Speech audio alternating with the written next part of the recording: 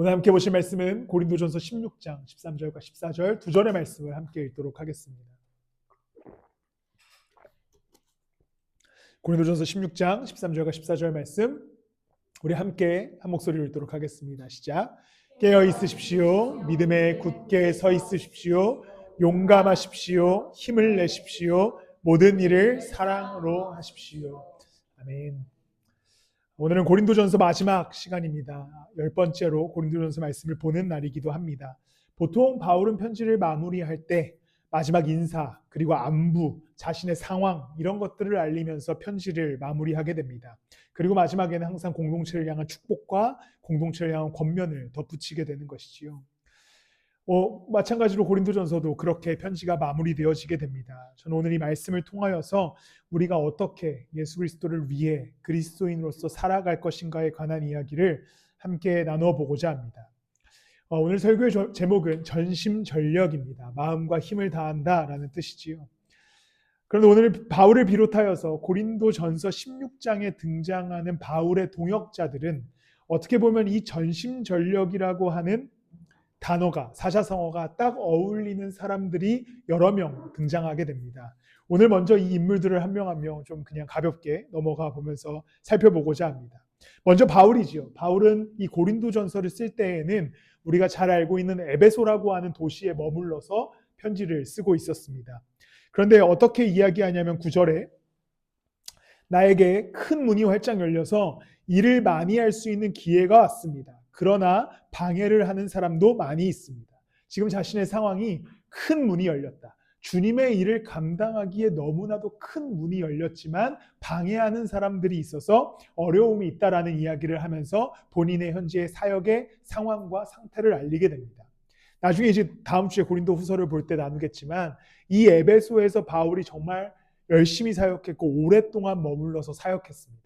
그런데 그곳에서 유대인들에 의하여서 바울이 죽을 뻔한 경험을 하게 되거든요. 그래서 이후에 이제 이 일을 쓰게 되는데 어쨌든 그런 경험 속에서 바울은 열심히 주님의 일을 감당하고 있었습니다. 그리고 10절부터는 디모데를 바울이 고린도에 파송합니다. 그러면서 그를 뭐라고 이야기하냐면 주님의 일을 하는 사람이다라고 이 디모데를 표현합니다. 바울의 제자였던 아들과 같았던 디모데를 고린도로 보내면서 이 사람은 그냥 사람이 아니라 주님의 일을 하는 사람이니까 무시하지 말고 존중해라 라는 차원으로 인사를 하는 것이지요. 그 다음에 15절에 보면 우리가 잘 모르는 인물들이 등장하는데 스데바나의 가정, 스데바나라고 하는 집안 사람들이 등장합니다. 근데 그들을 어떻게 표현하냐면 성도들을 섬기는 일에 몸을 바친 가정이다 라고 표현합니다. 얼마나 성도를 섬기는 일에 헌신했으면, 얼마나 전심전력을 다했으면 이 가정을 이야기할 때 성도들을 섬기는 일에 몸을 바쳤다라고 표현하게 됩니다. 그리고 17절에는요. 스데바나와 브드나도라고 하는 사람을 이야기하게 되는데 이 사람들은 사실 고린도 교회의 리더들이었습니다. 그런데 고린도와 에베소를 오가면서 고린도의 소식을 에베소에 있는 바울에게 전달했던 사람들인 것이지요. 이 사람들에 대해서는 이렇게 표현합니다.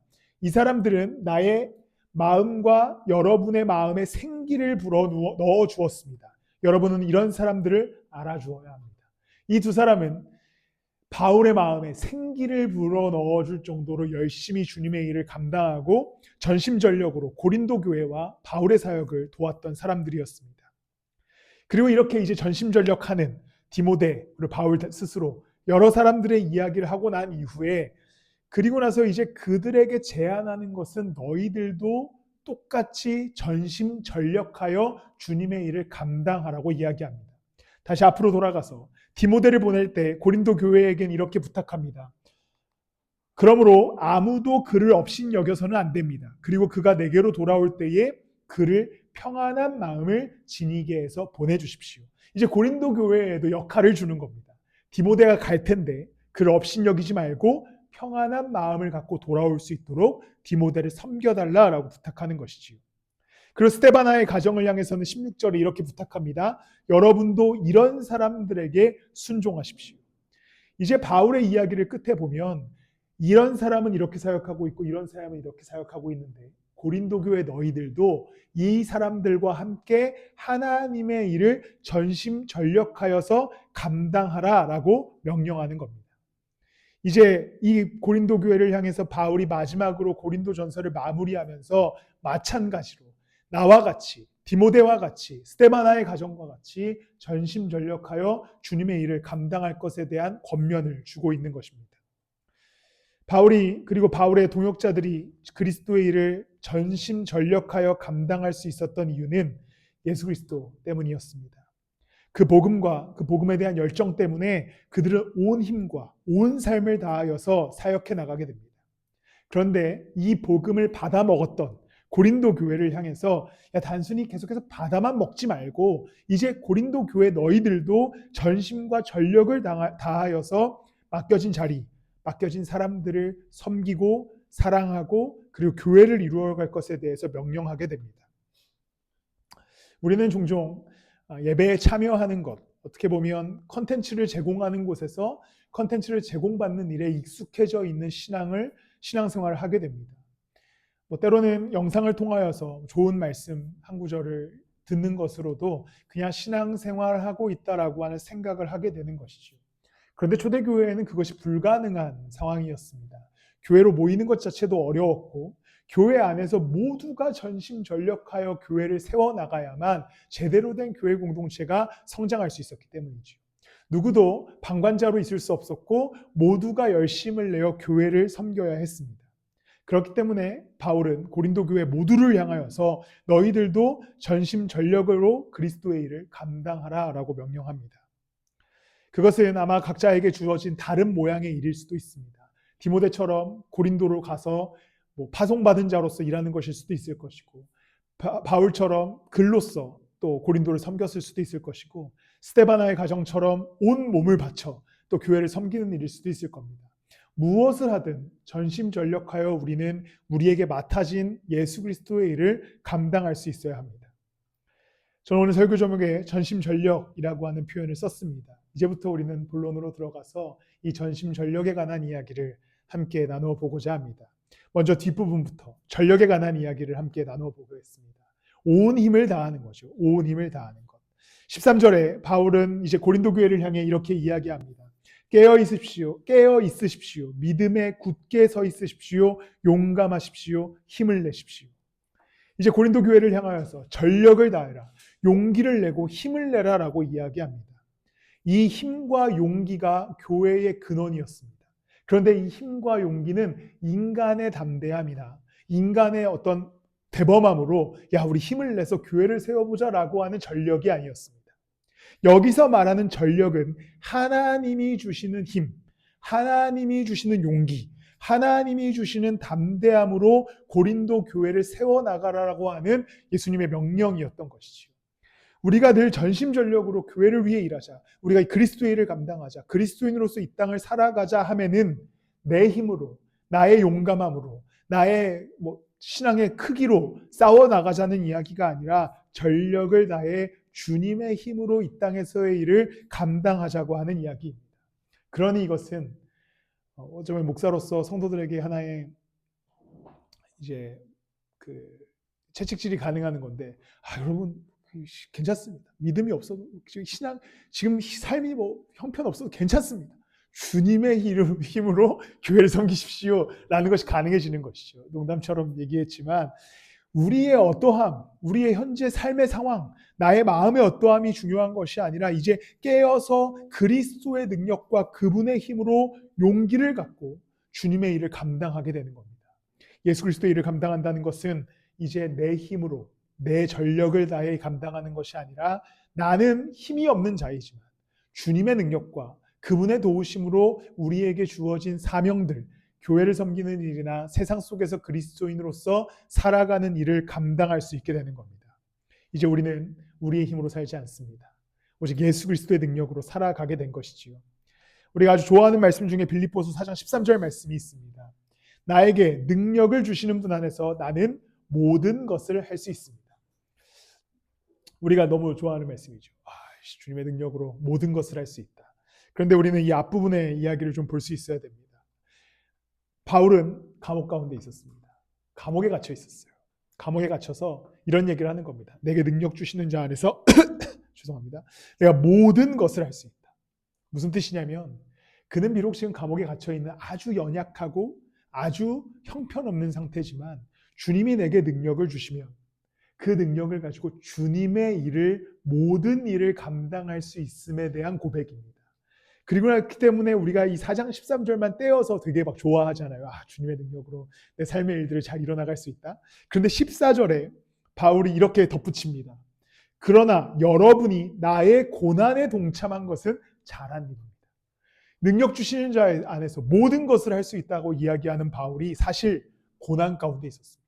감옥 가운데 있었던 것이죠.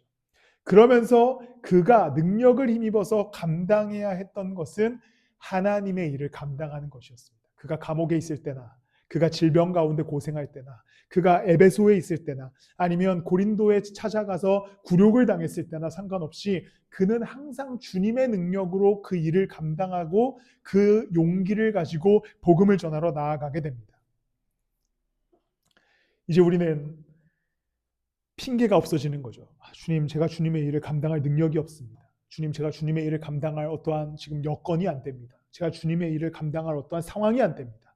그럼 주님께서 우리에게 이렇게 말씀하시는 거죠. 근데 그거 원래 내 능력으로 하는 건데, 원래 너의 능력으로 하는 게 아닌데, 원래 주님이 주시는 능력으로 감당하는 것이 주님의 일인데 왜 너희들의 핑계를 갖고 오냐? 라고 하는 그리스도의 질문이 생기는 것이겠죠. 주님의 일은 하나도 한 가지도 나의 능력으로 하는 것이 아닙니다. 주님의 능력으로 가능해지는 것이지요. 이것의 근본적인 근거는 예수 그리스도의 십자가입니다.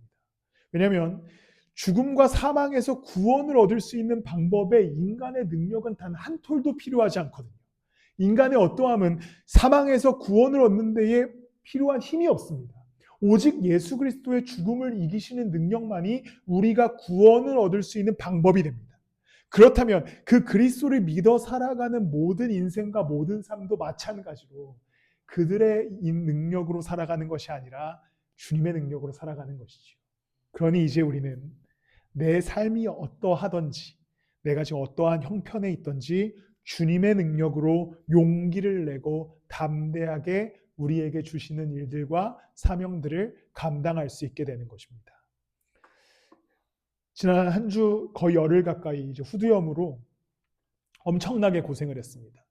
지난주에 제가 여기 이제 온풍기 바로 아래에 앉아 있었는데 건조하면 진짜 아프거든요. 근데 어느 정도로 아프냐면 칼에 베인 것처럼 아픕니다. 귀가.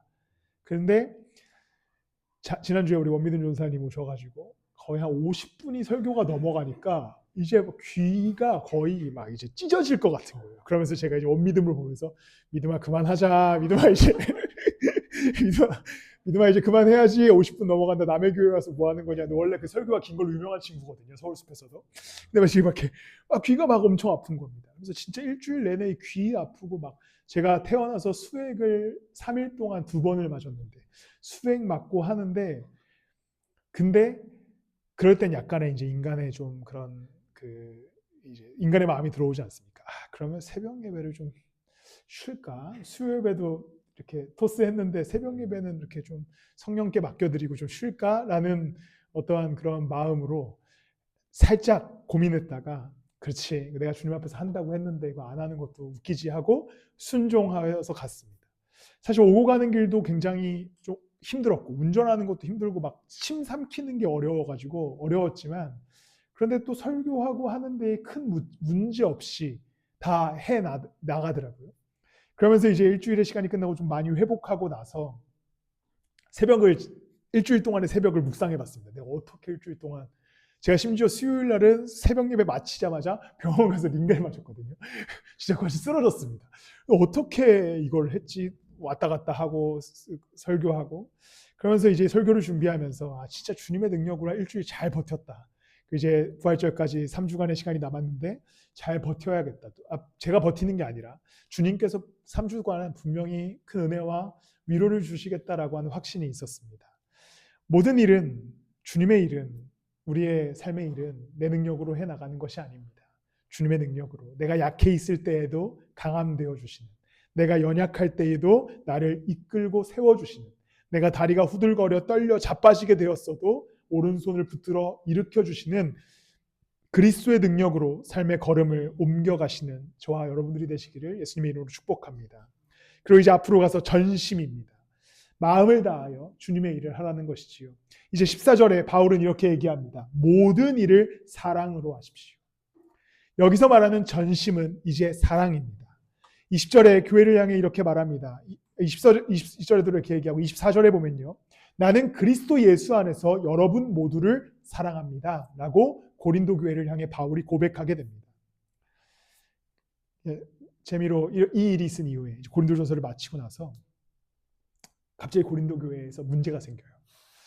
그래가지고 바울이 원래 고린도전서 16장에 보면 내가 지금 안 갈 거야. 너네한테 갈 시간이 없어. 내가 나중에 갈게. 근데 편지를 쓰고 보내고 나서 바로 갑니다. 왜냐면 고린도 교회에 문제가 생기거든요.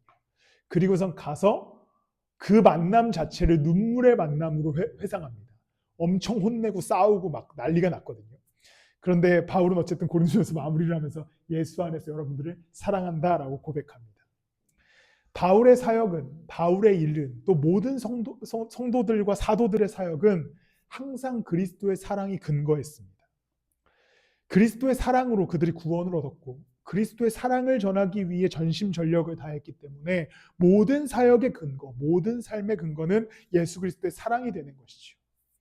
이제 우리가 교회를 섬기는 일이나 내 삶에서 나의 인생을 살아가는 일도 모든 것에 전심을 다해야 되는데 이 전심은 그리스도를 사랑하는 마음과 또 이 교회를 사랑하는 마음, 또 나의 인생을 구원하여 주신 예수님을 사랑하는 마음으로 전심을 다해 이 땅을 살아갈 수 있어야 됩니다. 그가 나를 사랑하여 주셨으니 나도 그를 사랑하기 위해 이 땅을 살아간다. 그가 나를 사랑하셔서 독생자를 이 땅에 주셨으니 그 예수 그리스도를 믿는 믿음 안에서 살아간다. 그가 나를 사랑하여 주셔서 교회 공동체를 허락하셨으니 그 사랑으로 교회를 섬기며 살아간다. 이제 이 세상에서 여러분들이 주님의 사랑으로 살아간다는 사실을 기억하시고 주님의 사랑으로 이 땅에서의 걸음들을 옮겨가시기를 축복합니다. 가끔 삶의 걸음을 옮겨가다 보면 사랑이 사라진 채로 살 때가 있습니다. 이것은 단순히 누구를 사랑해야지 이런 뜻이 아니라 그리스도가 나를 사랑하신다는 사실에 대한 망각입니다. 오늘 일상이 너무나 힘들고 지칠 때, 때로는 문제들이 발생했을 때, 혹은 바쁠 때, 여러 가지 일들 때문에 그리스도가 나를 사랑한다는 사실을 잊어버릴 때가 있는 것이지요. 그런데 우리는 이미 예수 그리스도의 십자가의 은혜 아래에 살아갑니다. 이 진리는 변하지 않습니다. 십자가의 근거는 사랑입니다. 그러면 내가 오늘 어떠함에 취해 있을지라도, 어디를 걸어가고 있을지라도 사랑은 변함이 없습니다. 사랑은 무너지지 않거든요. 여전히 그는 우리를 사랑하고 계시고 사랑으로 우리의 삶을 인도하고 계시고 우리와 함께 걷기를 원하십니다. 그렇다면 오늘 우리는 사랑으로 살아가야 되는 것이지요. 그리스도를 사랑하는 마음으로, 그 사랑 안에서 거함으로, 그 사랑 안에서 회복함으로 걸어가시기를 축복합니다. 여러분들 삶이 무너져가고 계시다면 혹은 무너질 때가 있다면 때로는 삶의 일들에 치여가지고 바쁘고 피로할 때 예수 그리스도께서는 여전히 여러분들을 사랑하고 계시고 졸지도 주무시지도 않고 지키고 계시기 때문에 그리스도의 사랑을 회복하시기 위해 애쓴다면 사랑의 주님이 여러분들에게 굉장히 은혜와 위로를 더하여 주실 줄을 믿습니다. 22절에 보면 바울은 종종 성경에서 되게 심한 말을 많이 하거든요. 22절에 굉장히 심한 말을 합니다. 누구든지 주님을 사랑하지 않는 사람은 저주를 받으라. 마라나타 우리 주님 오십시오. 이런 뜻이죠. 야, 너네 주님 안 사랑하면 그냥 죽어버려. 예수님 빨리 와라. 그래서 너네 다 죽었으면 좋겠다. 이런 뜻으로 진짜 얘기를 한 겁니다. 바울이. 주님을 사랑하지 않는 자들에게 바울은 저주를 퍼붓습니다. 굉장히 말이 좀 심한 때가 종종 있는데 우리에게 그리스도의 사랑이 회복되었으면 좋겠습니다. 주님의 사랑이 회복되어서 누구든지 주님을 사랑하는 자들은 저주가 아닌 축복과 저주가 아닌 평안 가운데 있으므로 그 위로를 누리며 소망을 회복하셨으면 좋겠습니다. 교회와 또 각자의 삶의 자리에서 말씀을 묵상하고 또 기도의 자리를 찾고 또 각자의 인생에서 예수 그리스도를 묵상해 나가면서 주님이 놀랍게 주시는 사랑의 위로가 있기를 저도 또한 기도하겠으니 여러분도 삶의 자리에서 그리스도의 사랑의 회복을 위해 기도하시며 나아가시기를 축복합니다. 결국 우리는 전심전력을 다해 신앙생활하고 예수를 섬겨야 합니다.